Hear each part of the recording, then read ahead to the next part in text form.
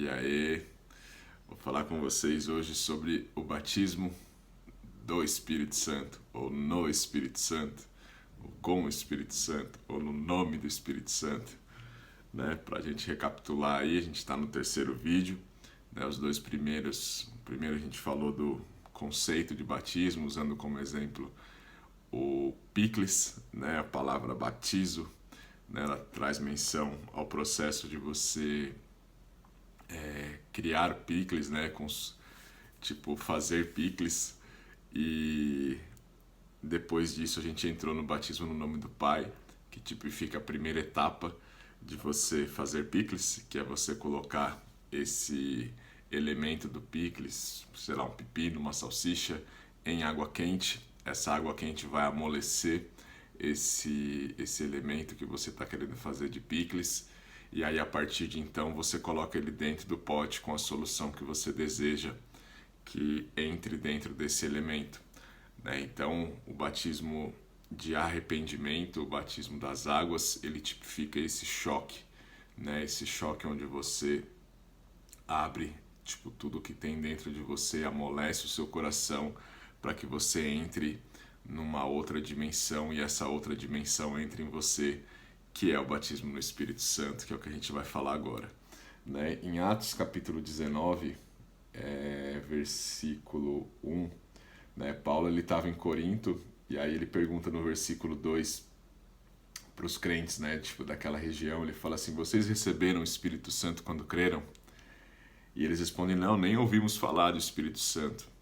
E aí ele vai lá e batiza essas pessoas no nome de Jesus para que elas recebam o Espírito Santo, né? E esse processo ele é muito, muito louco. Se você pegar em João capítulo 20, no 22, você vai ver que Jesus, depois de ressuscitado, ele sopra sobre os discípulos e eles recebem do Espírito Santo, né? Então eles passaram um período com Jesus e aí até aquele momento eles ainda não tinham o Espírito na totalidade, na liberdade, tipo, que eles precisavam ter para cumprir a missão deles na Terra.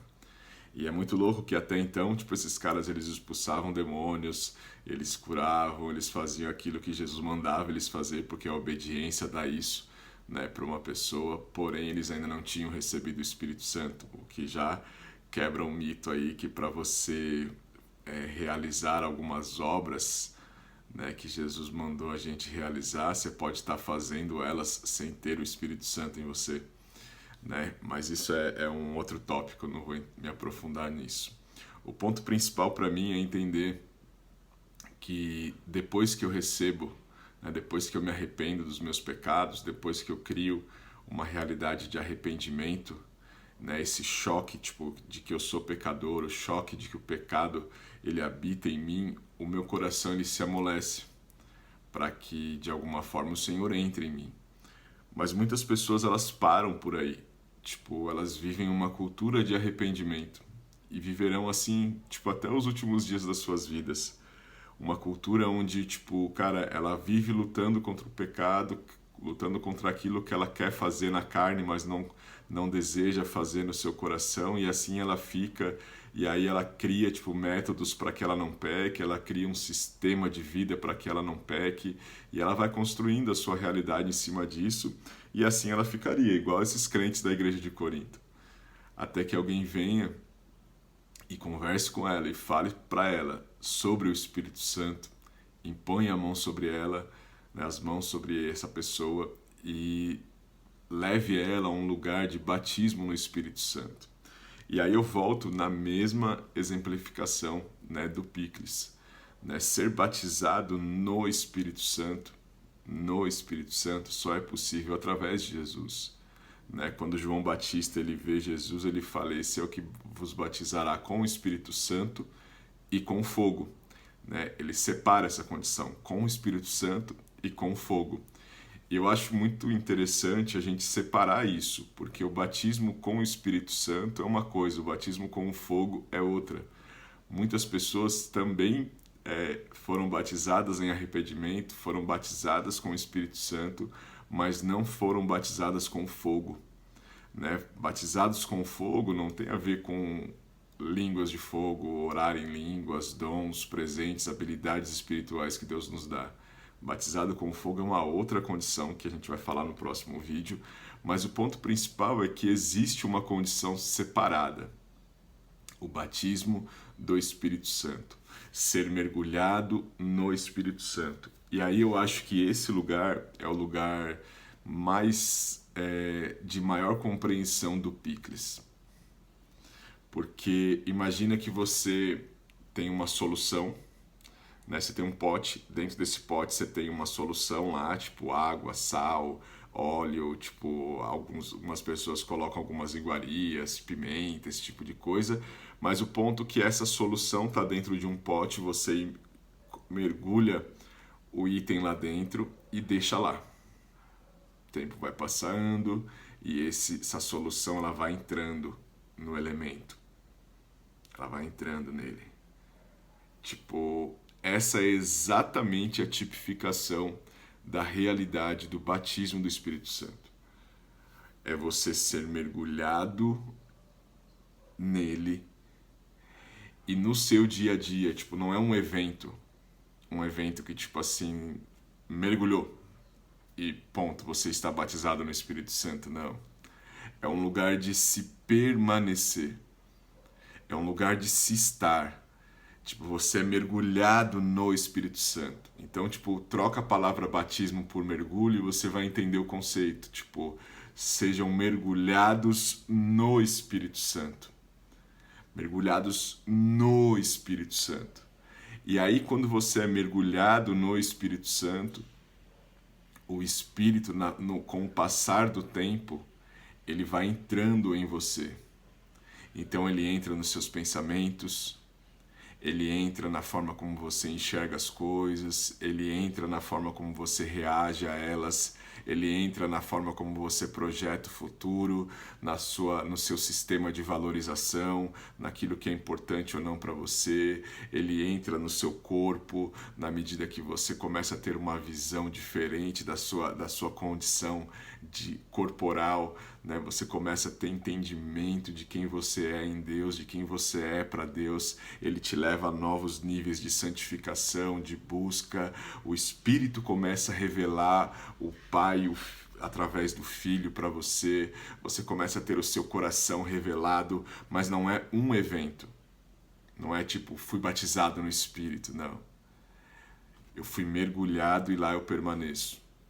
E permanecendo no Espírito Santo, permanecendo nele, sabe? Tipo, aí alguém tenta te tirar do pote, você fala, não, eu preciso ficar aqui, cara, tipo, preciso ficar nesse lugar.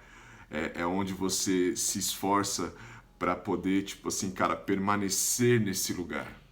É onde vem as suas rotinas espirituais, é onde você se separa em consagração, é onde você separa tempo com Deus, é onde você vai ler a palavra, é onde você vai mergulhar, você vai falar assim, cara, eu não posso sair desse lugar. E você fica mergulhado no Espírito Santo. Sabe, você lê a palavra junto com ele, você ora junto com ele, você dirige, então você coloca uma adoração lá no seu carro, você está indo trabalhar, cara, e o Espírito Santo tá ali, tipo assim, é como se você saísse, né, tipo, desse seu ambiente de retiro residencial. Imagina, tipo, aqueles astronautas que os caras vão, tipo, pra Lua lá, tipo, pro espaço.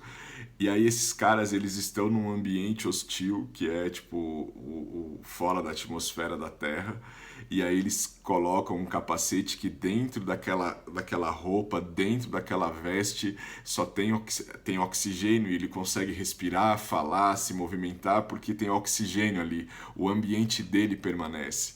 Assim é a gente saindo pra rua, tipo, a gente precisa desses lugares. Então a sua mente, tipo, cara, seu ar, tudo tem que estar, tipo, cara, impregnado dele. Então você vai trabalhar e você vai, tipo assim, cara, revestido dele, ele dentro de você dentro dele. Então, tipo, quando os seus companheiros de trabalho falam alguma coisa, você tudo digere através dele, você se alegra com algo, mas a sua alegria é através dele, e ele vai entrando dentro de você. Então, tipo, primeiro ele vai entrar nas suas camadas mais superficiais, depois ele já vai entrar um pouquinho mais profundo, ele vai começar a acessar lugares que você não gostaria que ele acessasse, feridas, amarguras, traumas. Ele vai entrando, tipo assim, porque o que ele deseja, cara, é entrar em você todinho.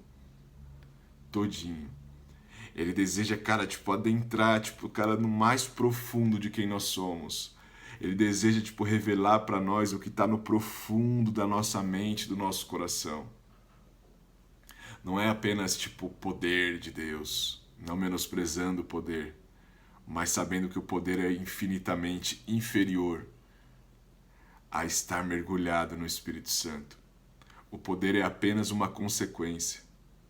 O poder de Deus, através do Espírito Santo, ele é apenas uma consequência.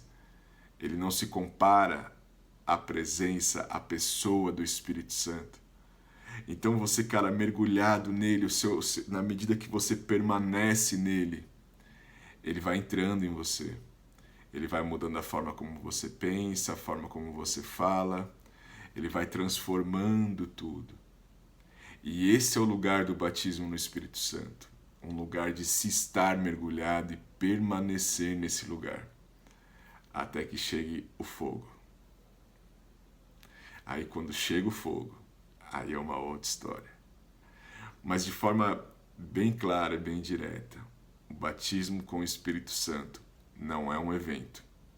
É um lugar de se estar. Um lugar de permanecer. Permanecer nele. E fazer tudo o que tiver ao seu alcance para isso. Aí, de estar nesse lugar, os frutos se manifestam. Por isso que são frutos. Porque eles são consequência de se estar no Espírito Santo. Então você está no Espírito e frutifica no Espírito. Você está no Espírito e recebe dons do Espírito. Presentes, né? Eu gosto da tradução no inglês, gifts. Você recebe presentes do Espírito. Como você está nele, ele fala: Lúcio, eu vou te dar um presente novo. Eu vou te dar uma visão. Eu vou te dar um propósito. Eu vou te dar línguas novas. Eu vou te dar revelações novas, presentes. Eu vou te dar presentes.